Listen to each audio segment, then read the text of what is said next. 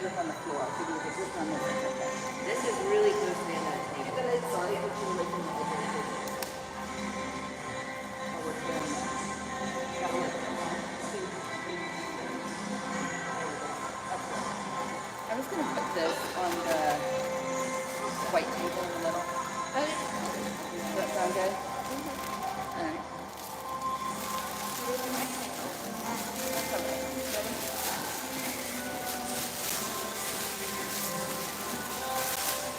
You want to open it one more or leave it like that? I want to open it.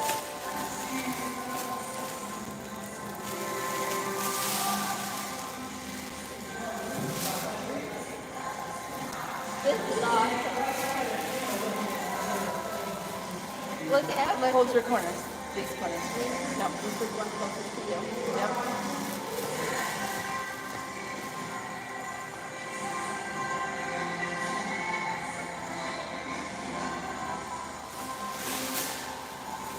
I'll grab the box.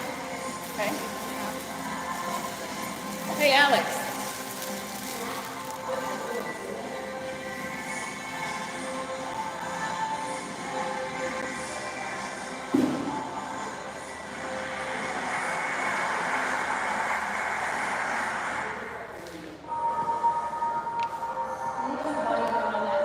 Yeah. Thanks. Here. Okay. Can you bring our clothes in? All right. Let's put it in.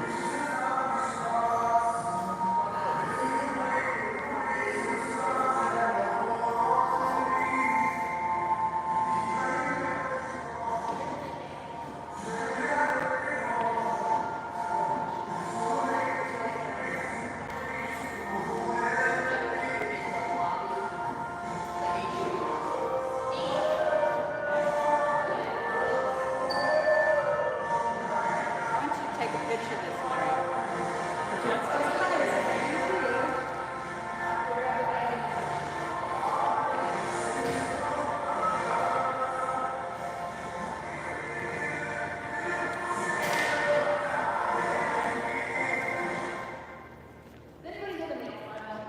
No, I don't.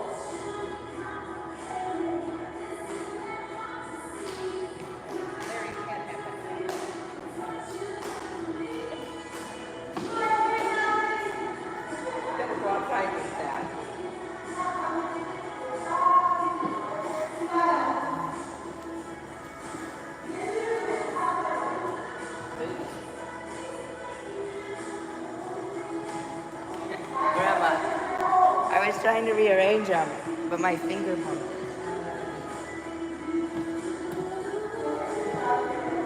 I didn't see that from you guys. I was waiting for them to bring the popcorn. And I was going to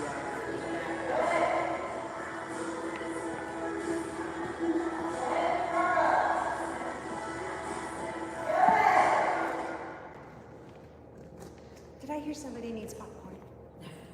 That's my downfall. Thank you so much. You are welcome. I was just telling Alex, my grandpa had a farm, and my family grew our own popcorn. We had to keep it separate from where the real corn was because they would cross-pollinate. But so I grew up just loving popcorn, and I don't like the store kind. I don't like to buy a jar of it. And David started always getting me a gallon from an orchard in Ohio, and they would ship it to us at Christmas time. And why did she popcorn? And now Amy and Alex and Abigail and Aaron, they've all gone to the orchards in Ohio. And they bring popcorn back every Which time. way is it recording? That way? Yes, Hello. it is recording. It is not recording. Hello. Hi, Okay. it's good to see you. Tim got an alert that said Aaron Farrey's live. Oh, it's 10 minutes in. Yeah, it's going. There we go. Wait, what? It's going. It's live. You want to get in It's front live and with say- 0 people. Yeah, exactly. Say hi to your. Oh, thank you. I'll wait, but appreciate it. Thank you. Oh my goodness! Look at the butterfly. Isn't it awesome? Yes.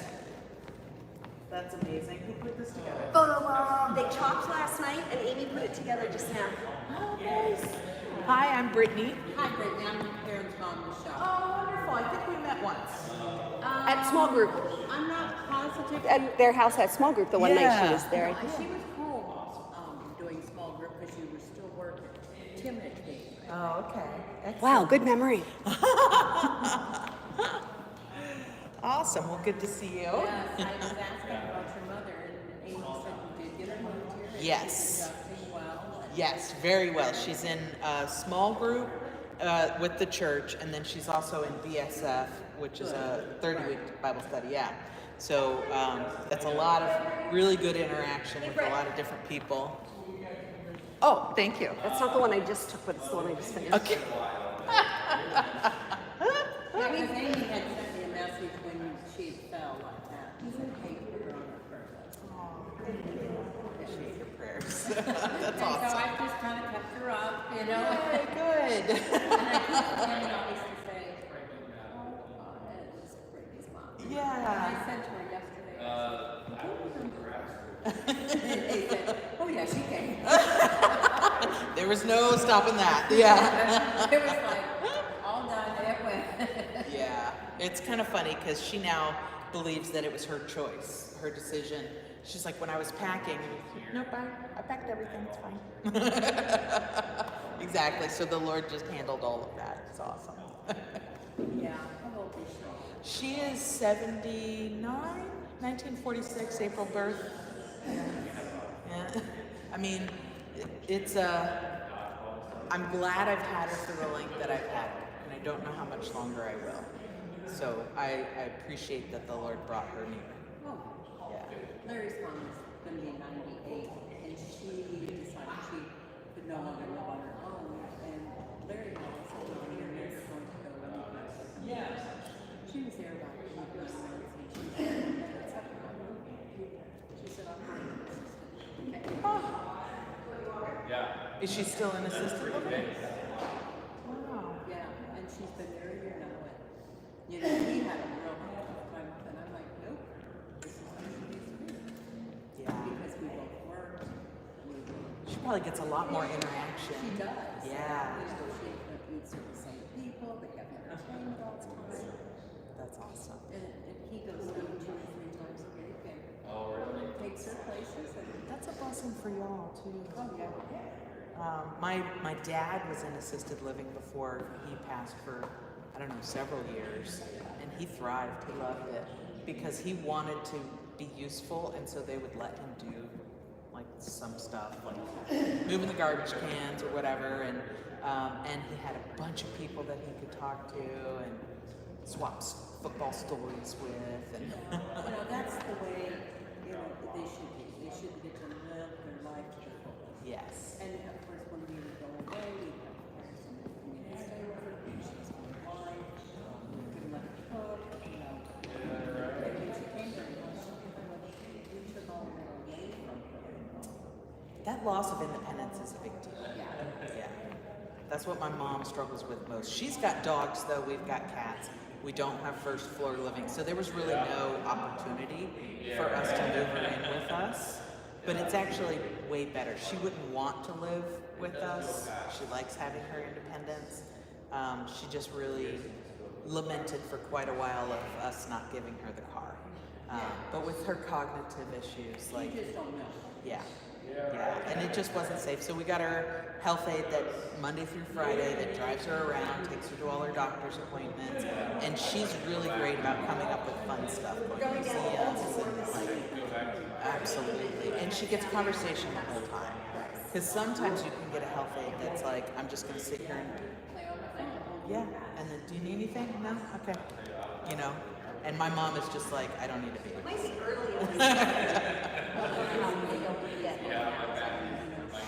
but I know, we'll see. I'm going to check for sure. And you know that the big bridge that fell down there? So that bridge, those big ships that would go past us, would go past us, across the bay, over that bridge to get to the port. That's awesome. Really. And it was her choice. There's probably, yeah, I don't remember when she said that kind of that canal. I'm like, Sign her up. Yes. Yeah. He said, I'd like to see her coming in. So there's a cargo shows. So we like those. That's awesome. Well, you're in Florida, right? Okay. Well, that makes sense. The other day, I was walking and I said, I know. We go almost every year, but he's Justin's getting married. please pick a nice home. So he's getting involved. We go along. Do you think there would be a point where y'all would move up here or no? Yep. My prayer is when he's done with alcohol, whatever it's called, in this day. But I don't know what they'll do, because of Amy's parents' ways. Yeah, we don't know either. And I think they've started talking about Amy's parents. Well, at least we're praying that Amy's parents choose to move here. Just because it's hard to take care of parents out of this. Well, you can't. You can't. My father was in Wisconsin, I was in Florida. And we made as many trips as possible. Government health care. He and his third wife were not having help come in. It wasn't for her. It was for him. And when I knew that he could be staying there and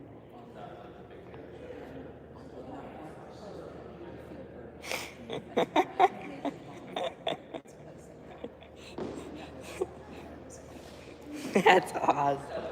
and that call was made. We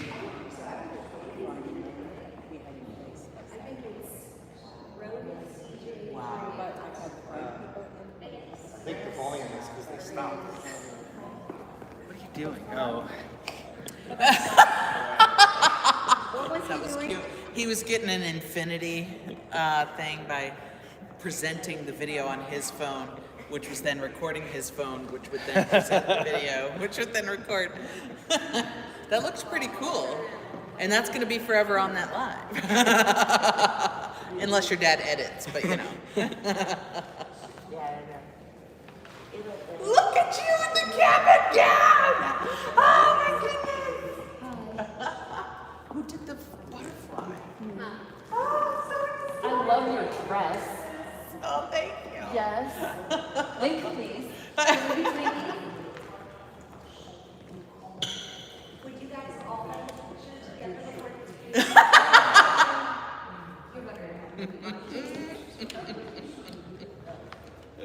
Where should we be? Right where you were is good. Let's see how many copies I can get.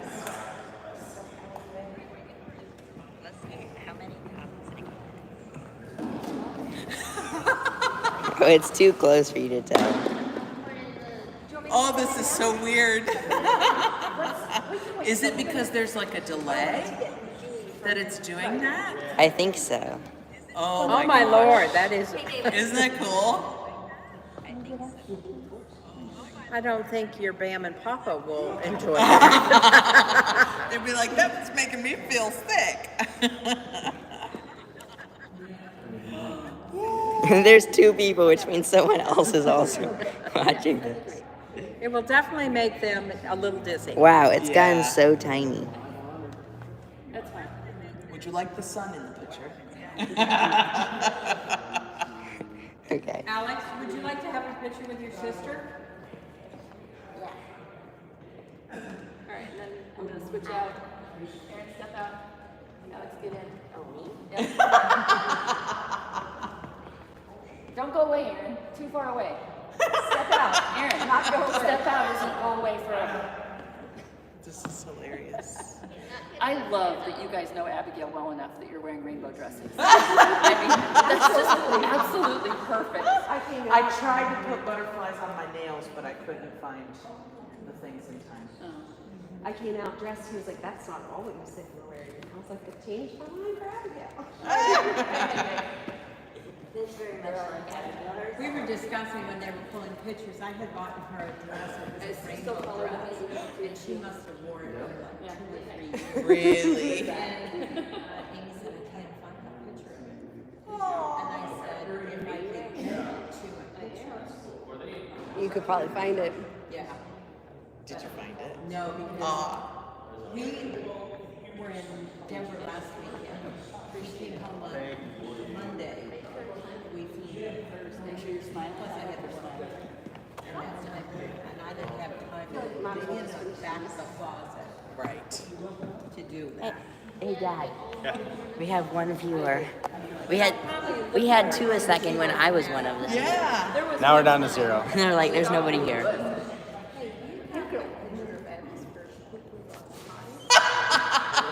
I said, I sure do. That's hilarious. I was on my phone at that time. Man, look at baby.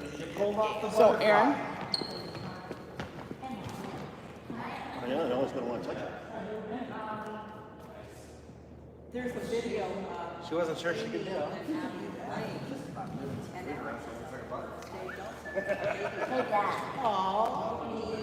Yes.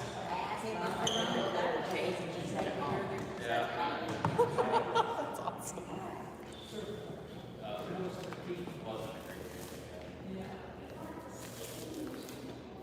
Well, are you excited to see the fireworks? Yes, it's always exciting. We watch them after we post them all the time. It's something that was a hobby of theirs. Right. They're quite the professionals at it. Yes, they are. And it's nice that the neighbor allows them. Such a blessing. We had the neighbor that was there, it was like his last year there, we didn't know, let us do the fireworks over there. And then he sold it. And we're like, oh no, we gotta find out who bought it. And then they tore the house down. We're like, what's going on? What? There's no house on that property. And so we then heard that it was the neighbor in our backyard that they bought it. Yeah, and so we kind of tried to figure out how to introduce ourselves, and the meeting was like designed by God because we just learned so much about each other. He gave us a tour. If they had lived there before, then they'd seen fireworks go up probably. Well, no, because he had bought that house, the property that's between us and them that the woman owned, her son had it, and then bought that property so that he could get some sort of greenfield discount on property taxes. So he was new, and he's like in construction or something. And so we kind of said, you know, last year they let us shoot fireworks. He's like, oh yeah, go ahead. They must like fireworks too. Yeah, or they just don't care. Like, I think it's both, because they saw it from their property, they didn't like come over to see them, but he's just like, just let us know when. Probably. And now he's letting us borrow his ATV so that the truck doesn't tear up the back yard. exactly, yeah. Yeah, And we can tell ones that they can hear the music and stuff too. yeah. I hope they come over. And see it from where the audience is supposed to hear it from. That's Yeah, Yeah. exactly. Now, there's been a few times when he was beginning that Denise. we were all so close that we were getting the after. Oh, really? The aftershock? Nice.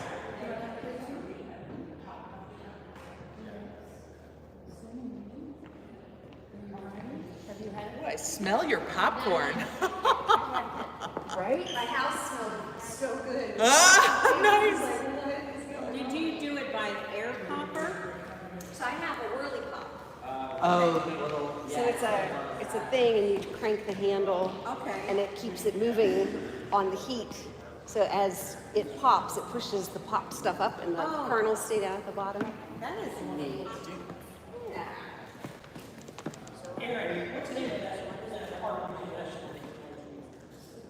Hey, it's your last popcorn, friends. Is this it's like open so that it's not as before they starts too? he looks more like you there than like Cam with glasses, but yeah.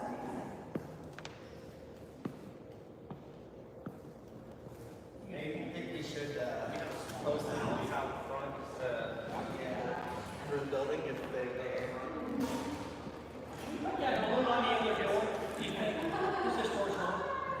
Yeah, but I'm just not sure like everybody knows it's back here.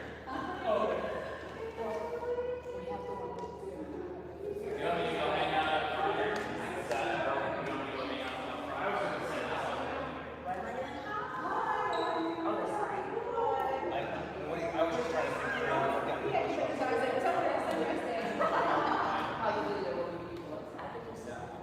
Yeah, go stand up front and then just come back here. You gotta walk your time. I drove around until I saw your van. Yes. And then I saw the Grove City.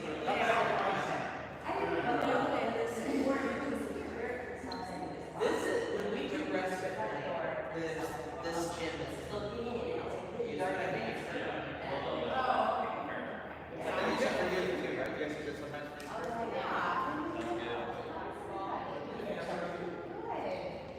I'm having food.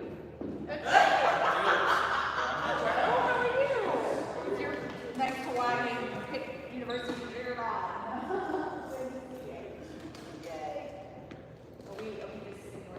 Amy, I scolded Larry for that. For eating? He's allowed to eat. I'm the bathroom.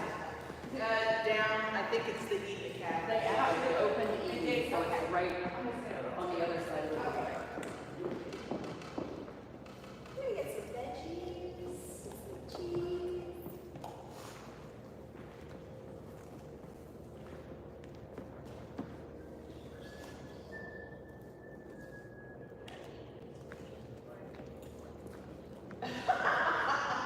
You have to commit?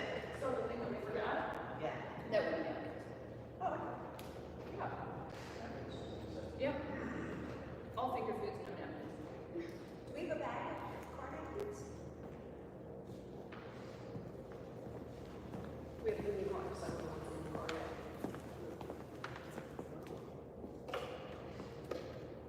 We cleaned our entire car out numerous times for fireworks. Yes. So there's nothing in our car, I don't think. We can grab some paper towels out of the bathroom. Is strawberries your favorite? She likes fruit.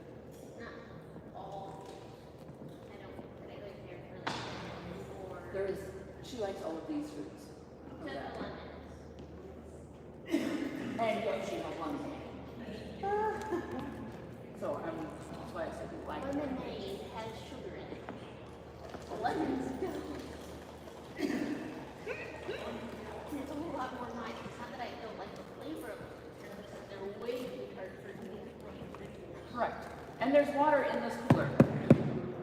Okay?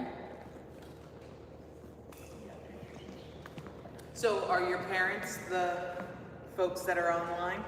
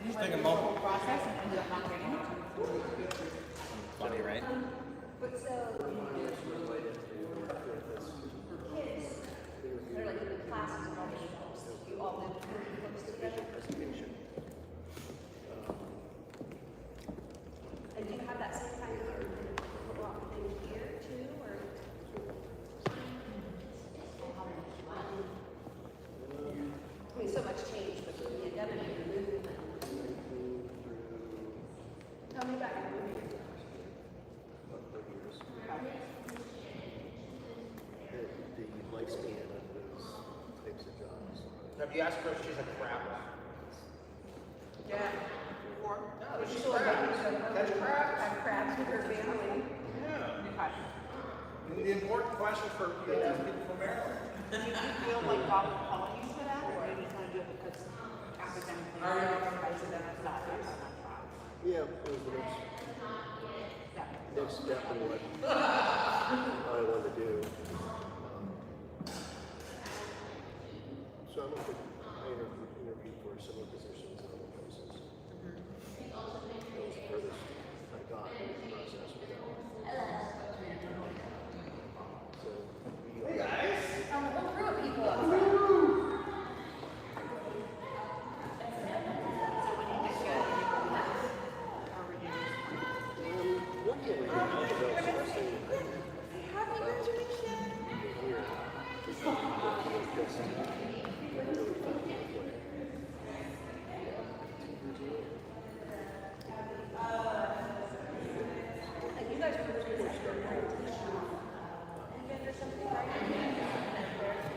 So I was 4. I mean, I would have had to take, I would have taken the job.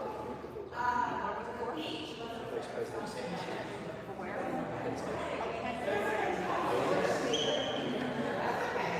That's what I mean, that's why. So we, in our small group at the time, I said that I didn't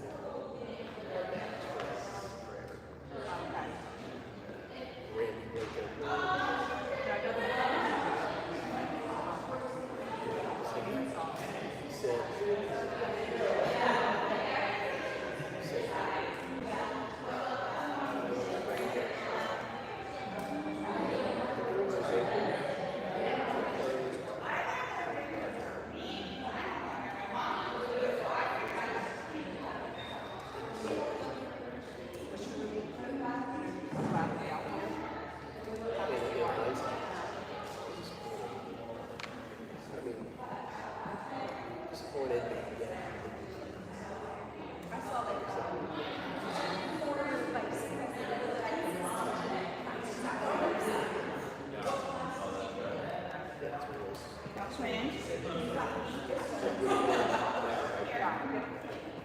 Would have been tough.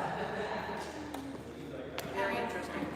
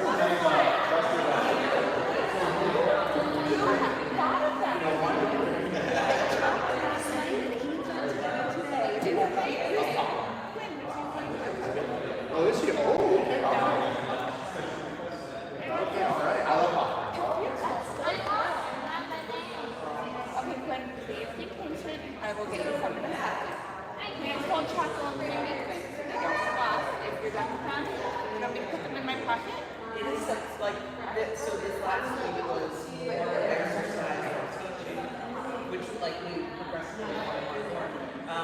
It's so cool. Tim, we really saw them. You know, sometimes you hear about this is like the vital stuff.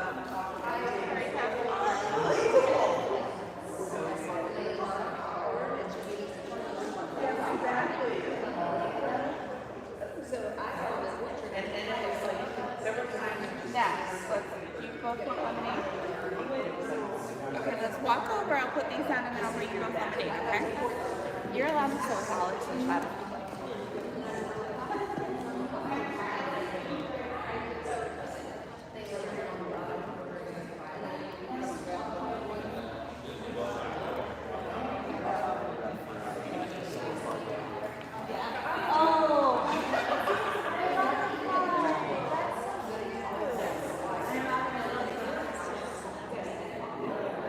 That's really cool.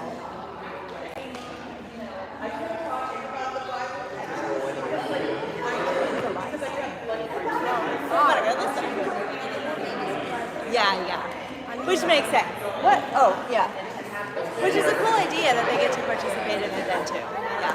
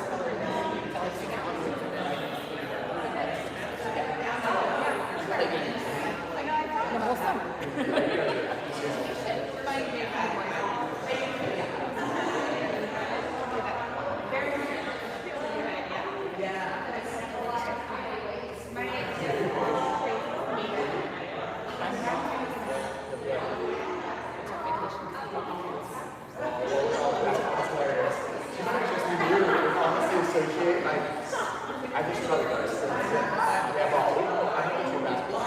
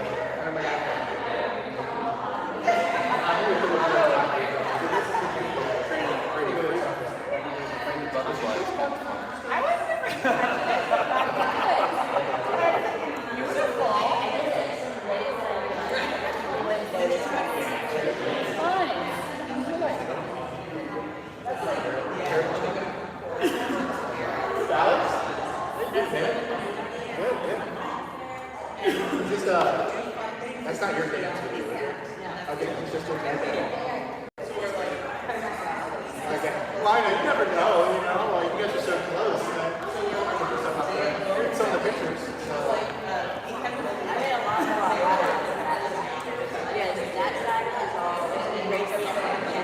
Ready? I don't know if we're saving them or if we're talking. Ask your mom.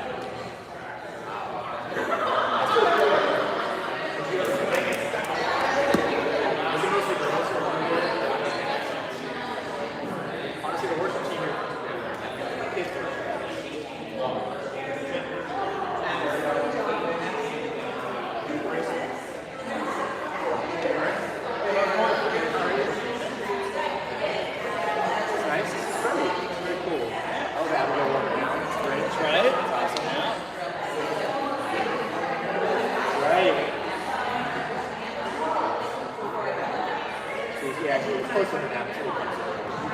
You fist bump? Alright, that's good. Maybe later. Alright. Are you guys recording this for somebody who's zooming in?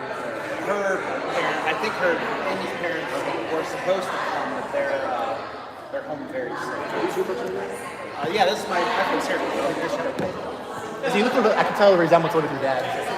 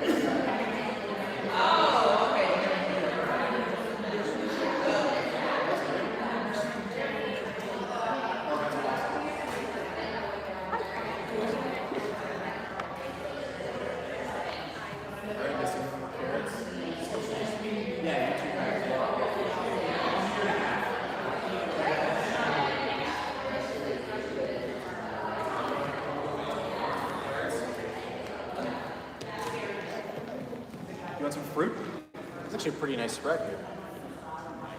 What do you want? Strawberry? You want strawberry? You want strawberry? You want some carrots? Is this thing on? All right. Well, I just want to take a couple moments to thank everybody for coming to Abigail's graduation. Abigail was a part of a very prestigious institution by the name of Cedar Brook Academy. Cedar Brook Academy was established 13 years ago out of a need to find a place where she could learn at the pace that she wanted to learn. After we learned that public school wasn't for her.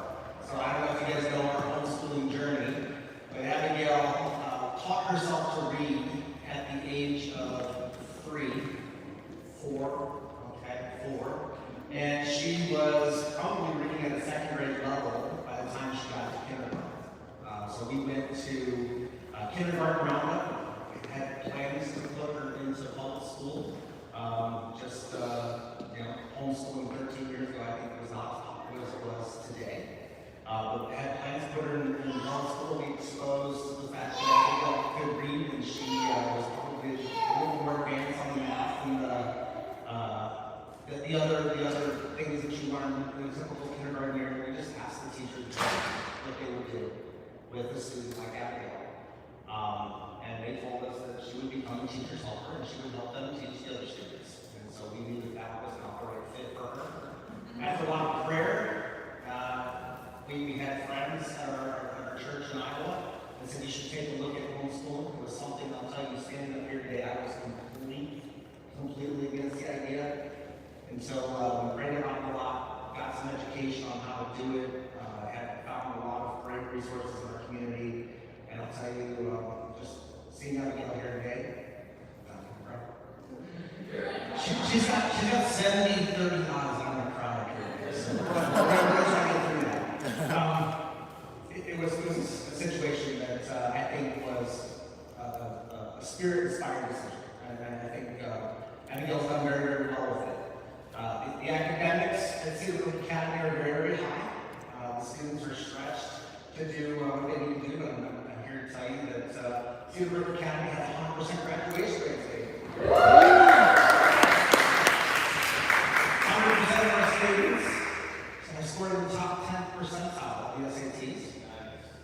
And she is entering Grove City College in the fall with 25 credit hours. Almost a full year, almost a full freshman year is taken care of. So she probably wouldn't come up here and tell you that, but it would be an understatement to say that Amy and I are extremely proud of what she's accomplished.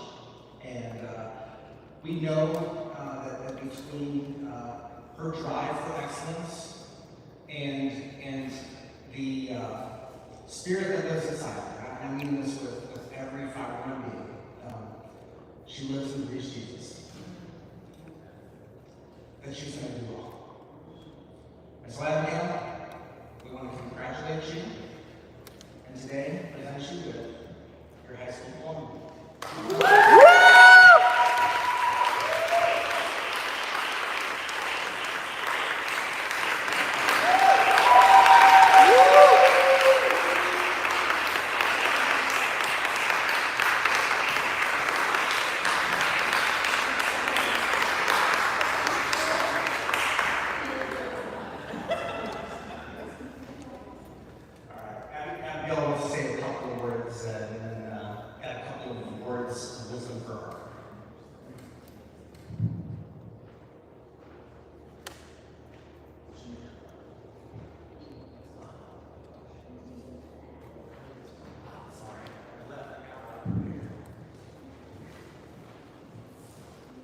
Thank you all for coming.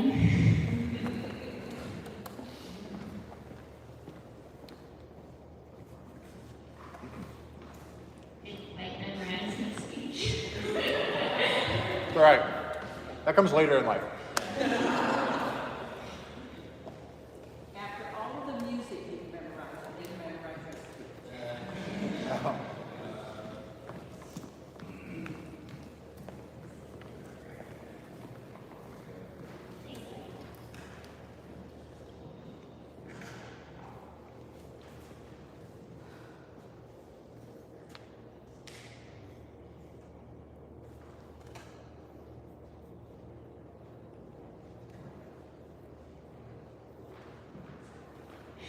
First of all, thank you, Mom and Daddy, for following God's calling from schooling.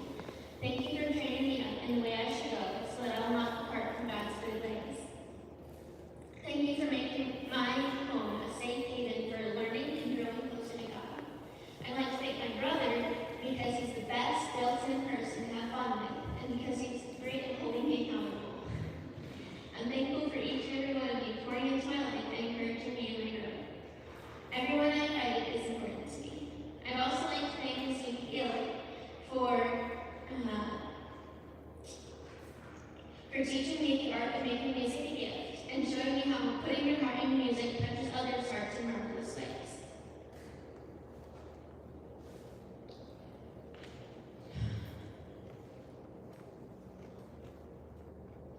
Thank you for keeping me in your thoughts and prayers. For that, I'm truly grateful.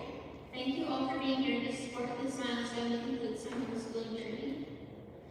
Throughout homeschooling, I've had the privilege of taking piano lessons for 15 years with 5 different piano teachers. Through my hard work and past race, I've achieved 12 superior ratings in FMTA, the Federal Music Teachers Association, which is an annual evaluation, and that is the event's highest score is the superior. I've been able to play the French horn in 5 different bands, and I did gymnastics from age 3 until 5th grade. I've participated in Bible study fellowship my whole life, and I've enjoyed youth group and serving in the church since 6th grade. Besides these wonderful experiences, I've gone on a number of amazing field trips. I'm eagerly awaiting the next chapter of my life. I'll be going to Grove City College with the intent of double majoring with a Bachelor's of Science degree in data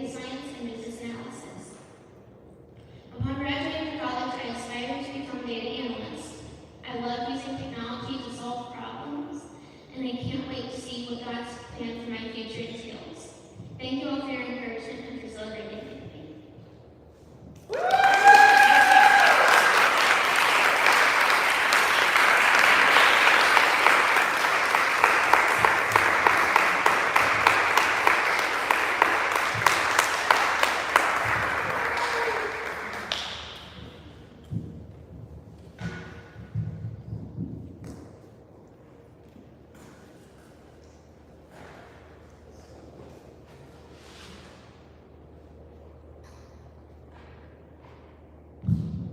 Okay, so I'm going to take about 10, maybe 15 minutes to share some words of wisdom that's been given to me for you today. So everybody here is here to honor Abigail on her very special day. But in this next 10 to 15 minutes, I'd like to channel my inner Toby Keith. I want to talk about me. But it's not to take away your spotlight, but it's to download some key lessons that I've learned in my life that I'm sure if you put into practice into your life, into your next stage, it'll catapult you to the success that you desire. I'm going to share 3 different stories that I don't think I've told you about. These aren't going to be the same ones that you hear over and over again. You say, okay? But there's 3 different topics. It's your dreams versus your goals, the people in your life, and your identity. So the first story I'll tell you about is the plans that I had after graduating college. When I graduated college, I had sat back and I wanted to put together what I call my 5-year plan. My 5-year plan was to establish a career as a computer programmer. I dearly wanted to get married to your mom. We wanted to have home ownership within the first couple of years of our marriage. And the stretch goal for myself that I wanted to get a master's degree in business administration before that 5 years was up. And stretch goals, a lot of work had to happen to make it happen, but I'll tell you, at the end of the 5 years, I was able to achieve that plan. So once I graduated with an MBA, I sat back and said, okay, what's next for this stage of my life? I'd like to start a family. You know what? I like this leadership thing I learned about the NBA. I'd like to lead an IT team by the time I'm 30. And let's think way out there, 30 or 40 years from now. I'd like to finish as the IT manager at the Alcoa plant in Davenport, Iowa, the plant that I started at. Big goals. But I'll tell you that second set of goals didn't go so well. Didn't go well at all. As many of you know in this room, that family planning, we struggled with infertility for many years. The goal of leading an IT team by the age of 30, there were a lot of talented people in front of me, and I felt like I hit the proverbial glass ceiling.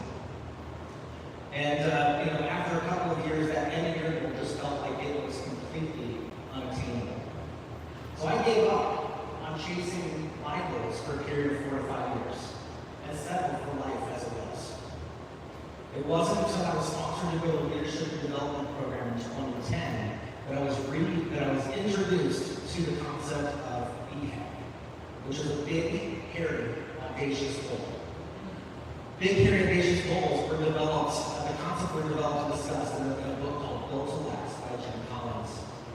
A BHAG is a clear and compelling way that needs little explanation. People get it right away. It's something that people can rally around. But it's something that doesn't seem like it's going to be easily achievable. It's going to take a lot of work and a lot of people to accomplish. If you're still struggling to figure out what a BHAG is, I'll give you a perfect example.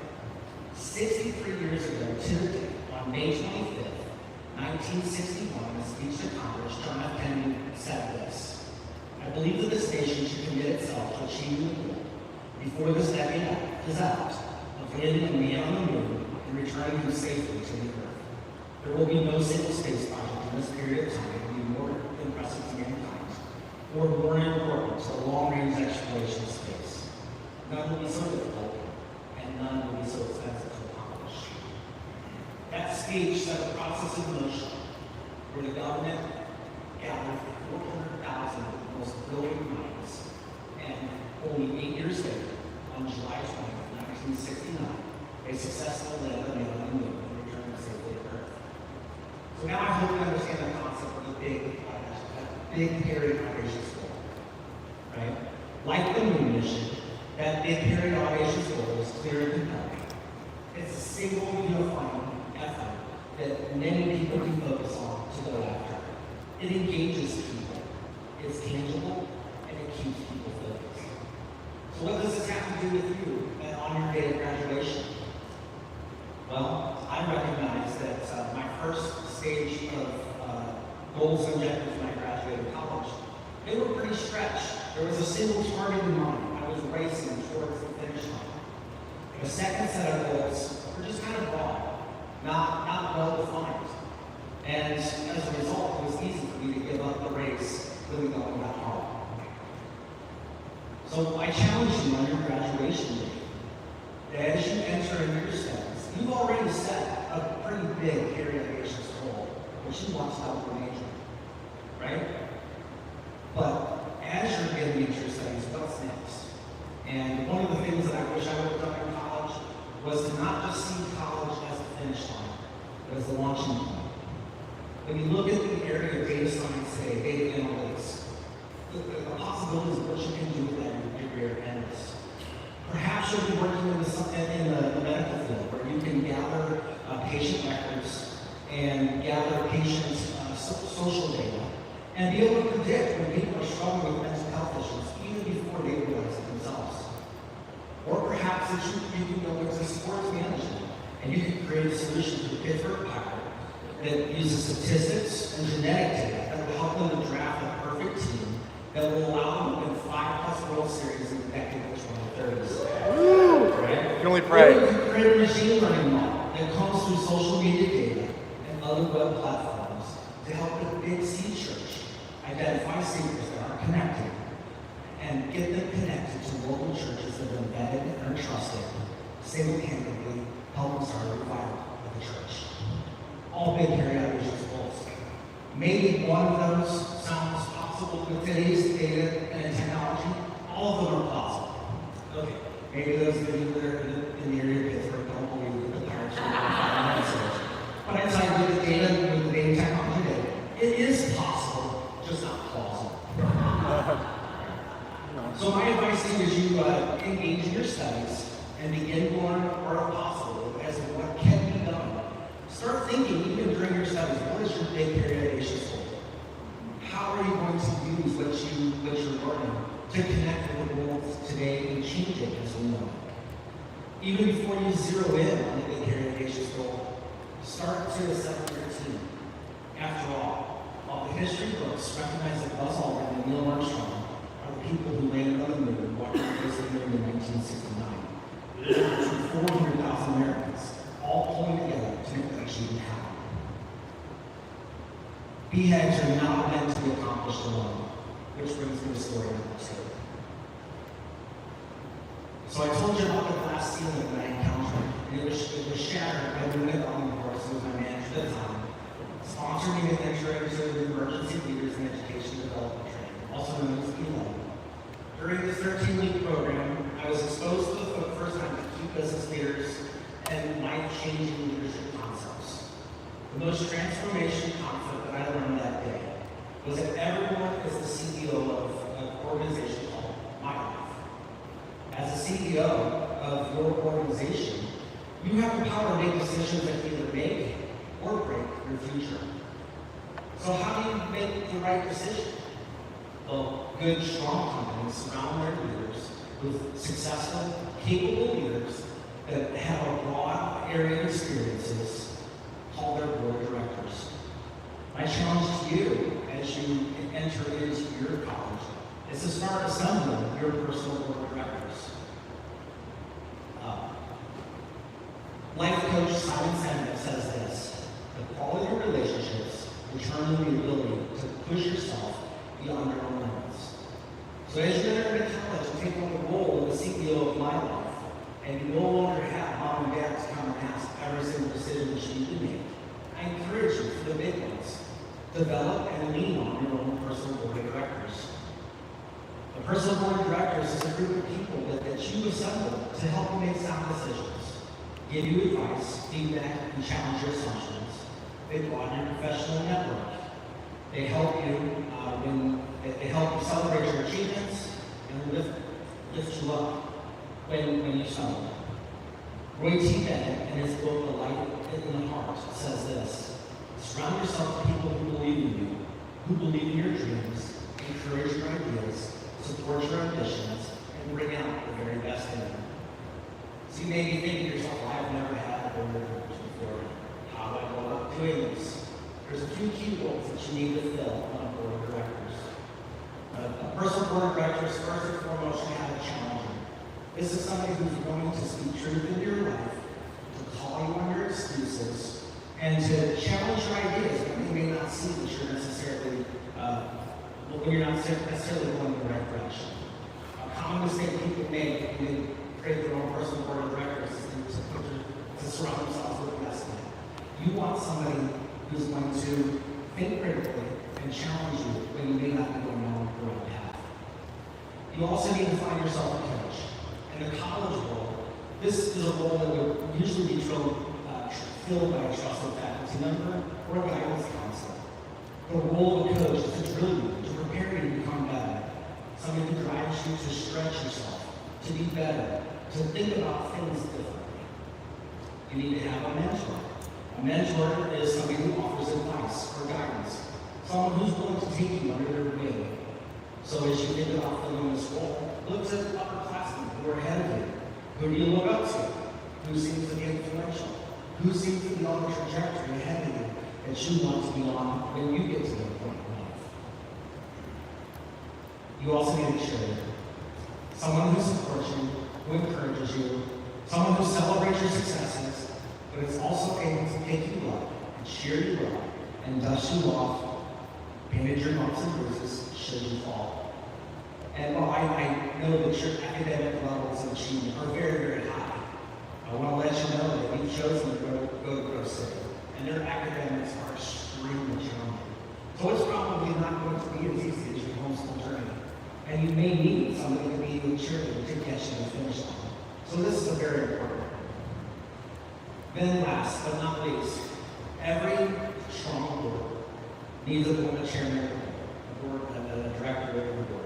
And then the chairman of the board heads up the board of directors, provides leadership to all the directors, and is in charge of making the biggest decisions and sets the tone for the entire direction that the team is pulling. There's only one person that I believe is qualified to be the chairman of the board, and that's Jesus. It's almost a certainty that as you work towards your BHAGs, you will have times where you stumble, and you may even have times where you fall. But a strong personal board of directors around you will help those lows be minimized and the highs be maximized. So I encourage you, find your people. Before you leave here today, I'd like to just go look around the room. There are people here that love you. They're taking time on their Saturday because they want to see you succeed. They want to celebrate your successes. I bet you there's a few people in this room that are part of your board of directors in the future. Which brings me to number 3. Identity.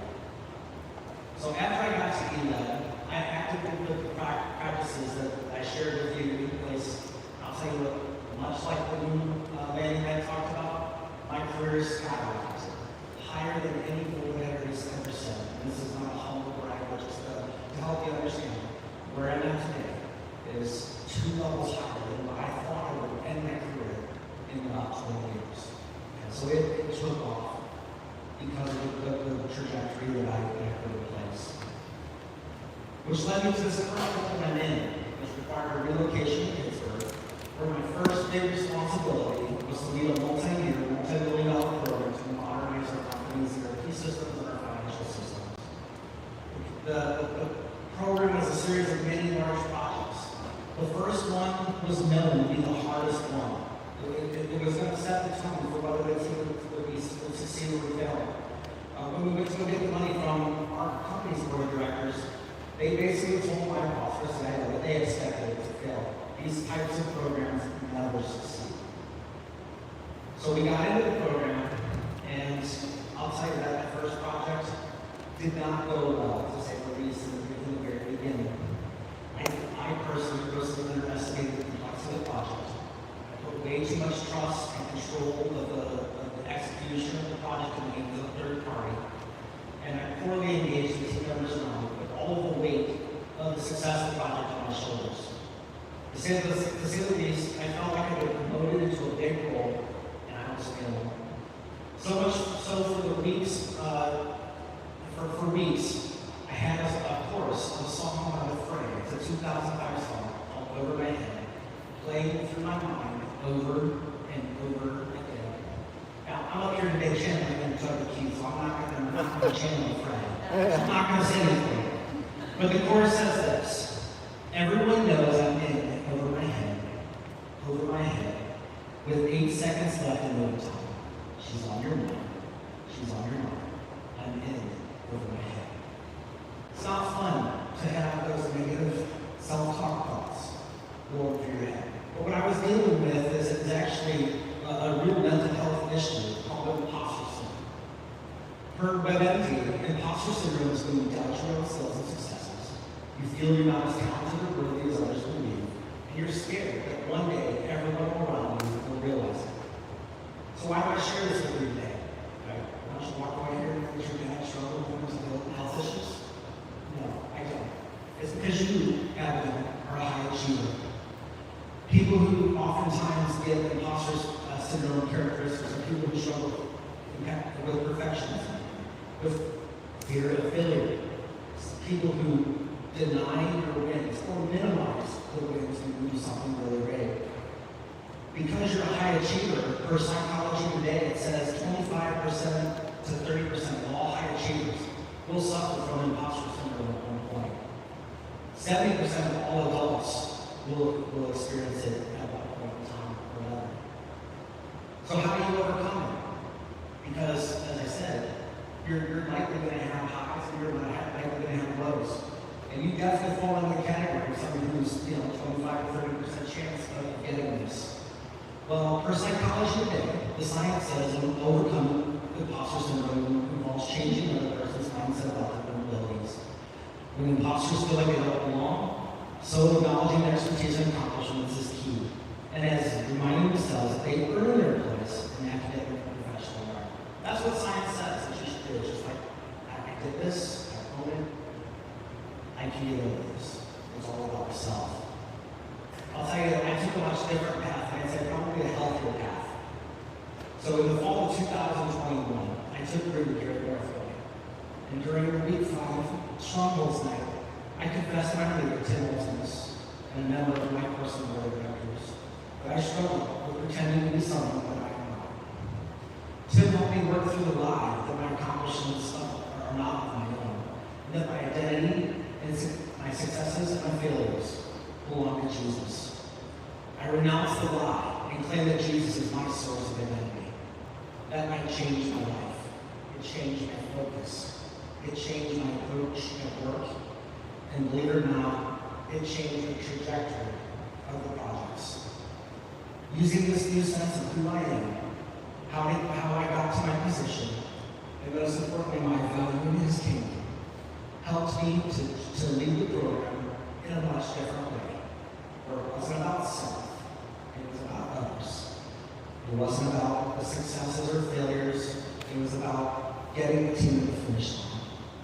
And 2 months, and after changing my approach, because of the identity that I held in Christ, the program finished only 2 months late, and we beat the planned budget. We finished more than $1 million in the budget, which was just unheard of. Board of directors could not believe that happened. But that wasn't because of me. That was because of Him, and me recognizing who He is.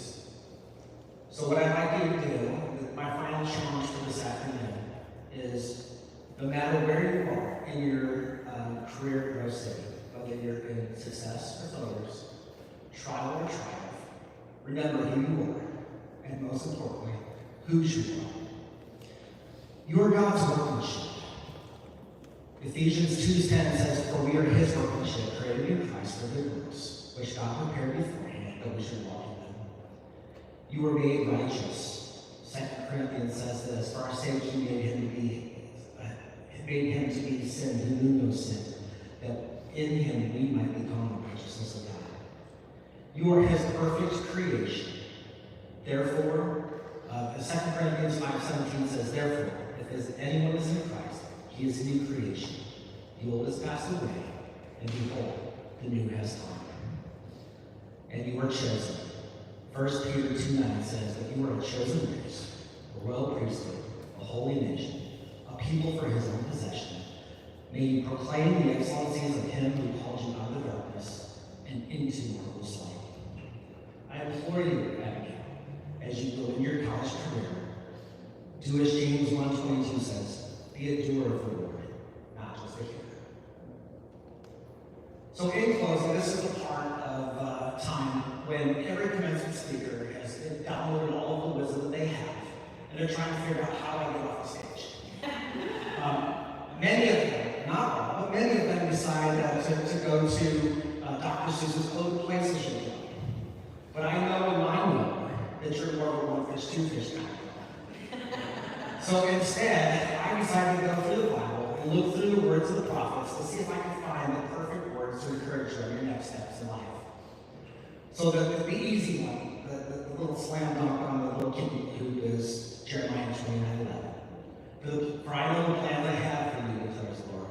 Plans for wealth, plans for good and not for evil, to give you a future and a hope. That was too easy. Mom gave me that one many, many times throughout your life. You know that one inside and out. I'm going to try to find something that's a little bit more impactful. Isaiah 41:10 says, fear not, for I am with you. Do not be dismayed, for I am your God. I will strengthen you. I will help you. I will uphold my righteous hand. It's pretty good. It's pretty good. But not quite the message I want to send you off with. So let's go maybe a little bit more obscure. How about Ezra 10:4? It says, arise, for it is your task, and we are with you. Be strong, and go do it. All right, almost there. Not quite there. But let's go even more obscure. Zephaniah 3:17 says this, the Lord your God is in your midst, a mighty one who will save you. He will rejoice over you with gladness. He will quiet you by his love. He will exalt you with loud singing. All right, it's got music. Abigail likes music, but that's not quite it. So I dug and I dug and I dug, and I finally found a prophet that has the perfect message for me. It's one of the lesser known prophets. The words say this, be strong in the Lord, never give up hope. You're going to do great things. I already know. God's going to say I do. Don't live like in fear.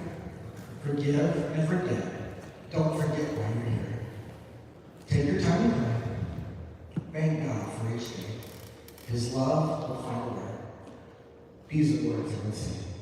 That's the silent prophets in the 2009 hit, the words I would say. Congratulations, Abigail. We are behind you. He is for you. We can't wait to see what you'll do.